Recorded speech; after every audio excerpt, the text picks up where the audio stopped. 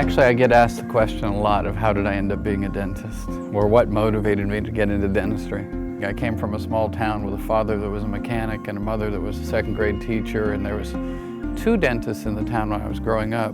And so I ended up at Pacific Lutheran University and spent my first year there trying my best to make it, and ended up with like a 2.3 GPA and even got a D in one class. In my sophomore year, my parents said, you know, you got to figure out what you're going to do with your life. Well, all of my buddies, because I was playing football in college, all my buddies were physical education majors.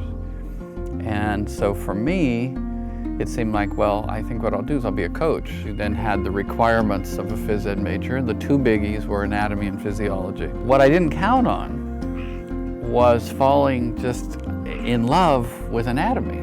And the instructor was a woman named Ruth Sorensen. I'll never forget, it was December 1972, it was a Thursday.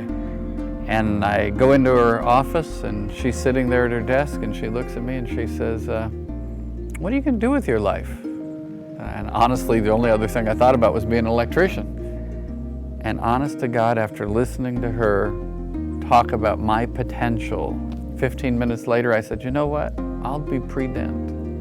And I literally, that day, sitting at that desk, December 1972, that's when I decided to be a dentist.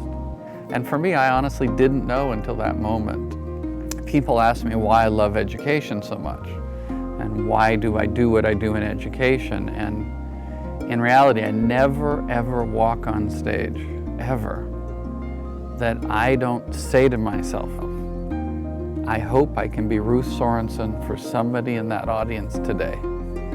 I hope I can let them know there's more in them than they have a clue about. They just don't know their potential yet. They really don't know their potential. And as educators, we can see it in them, but they don't see it yet. And what Ruth Sorensen did is she saw something in me that I was clueless about. I was truly clueless about it. For me, I always pray that I get to be Ruth Sorensen for somebody, especially students in seminars and workshops. So, long story short, that's how I ended up being a dentist.